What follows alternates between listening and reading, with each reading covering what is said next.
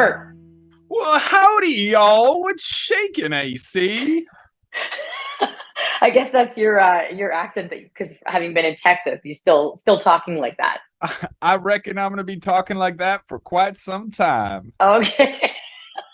Well, for anybody that's listening and is wondering what the heck's going on, you just had your grand opening in Plano, Texas, which is a suburb of Dallas, and I had the opportunity to be there and help get people, rally people. We were going out into the parking lot, pulling them in, and saying, "Come on over and play some free VR and eat some free ice cream."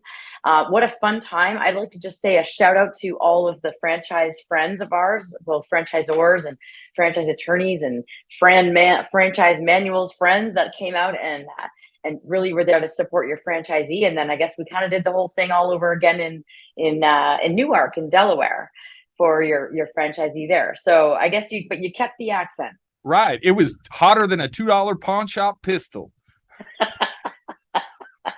Okay. All right. Well, that's awesome. So yeah, thanks to everyone that came out. And I think, it really made me realize that there's a real opportunity when you're having a grand opening to rally other franchise people, because especially franchisors and franchisees want to support each other. So like if there were franchisors that came out and actually brought their franchisees, and so their local franchisee is now automatically getting connected with your new franchisee there in those different places, Plano, for example, and can collaborate and work together and support each other. And I just think that was really cool, and that there's a real huge opportunity for more of that. Right. Seeing something like that really deals my pickle. Okay, I'm going to see if you can keep that back to me. Yeah. Back to you. It's so important to really connect with people that are your people or your narrative, your group, even though it may not be in the same sort of industry. I remember way back when I was in the startup industry and I always went to startup networking events, the overwhelming sense that I got was whenever you spoke with somebody, they had the very typical opening line, like, who are you? What do you do? And what does your company do? And it was very it was like the filter to screen to see, can I use you? Can I take advantage of what you're offering? Can you help me? Rather than figuring out how you guys can help each other. Yeah, I think so. This is a great topic of, aligning with the right people and sensing that. So if I go way back even to my days of initially just starting to network again, but now with my new business at the time, I really found that when people got excited about what I was saying I was going to do, I wanted to talk to them more, and then understand what they did more, and really support each other. And I think that's really been a common theme for me throughout this past, I don't know, 6 or so years, is to recognize when there's people that really do seem excited about what I'm doing, get what I'm doing, and then I say, okay, I need you, come help me more. I mean, you're one of them, Robert, because once you saw what I was doing and you were like, franchisors need what you're doing and you can take this to the next level. It's amazing when you align with people. I'll talk a little bit more about that in a sec, but any thoughts on that before we keep rolling? Yeah, just really quick. It's almost like living a life of service. When you work with somebody and you give what you have to them, good things will come to you and it'll come back. And I think one of the important things to recognize here is sometimes somebody will come up to you and they'll say, yeah, I can do this for you and this for you, etc.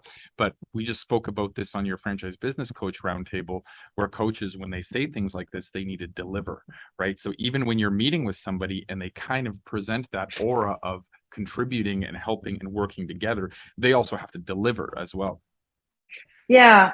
I agree with that. I do also think that there can be an intangible value that comes from it. So when I go back to my early days of this business, I had a lot of, especially older, kind of traditional men saying, you're not going to make much money doing that. You're not going to make a lot of money helping emerging. Back then, it was just more emerging franchisors, because that was kind of who was coming to me.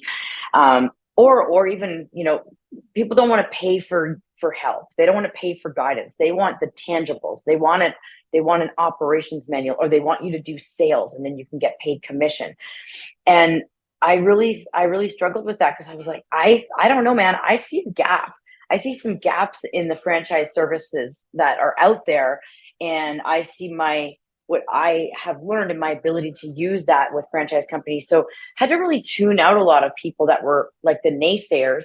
And then when those people that I would run into, then once I got into the networking at franchise conferences and things, and there'd be someone, it might be a fellow supplier that's just like, oh my gosh, I love what you're doing.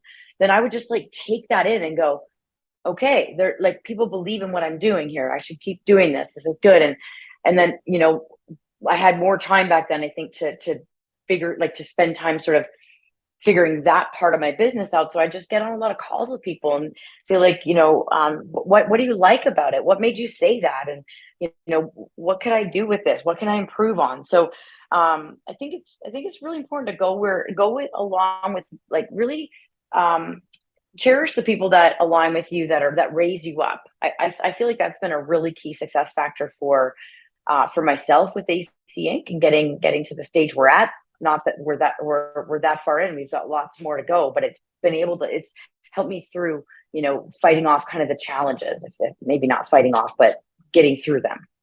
Yeah, and it can also be eye-opening for your own business too, right? Because when people are trying to raise you up, it may not only be like positive things that they're bringing your way, but maybe also some form of constructive criticism where you can go, oh yeah, maybe I should change that. They have a point. Yeah, but if they care enough to share that, it's really cool. And it's not, as long as it's not all about ego. If they're sharing it to be egotistical, then that's a different story. But if they're sharing with you going, I like what you're doing, I have some feedback, if you did this, it would even be better, kind of thing. I'm going to listen to that. Not that I not listen to like the others, but I think another thing I want to just add to this is that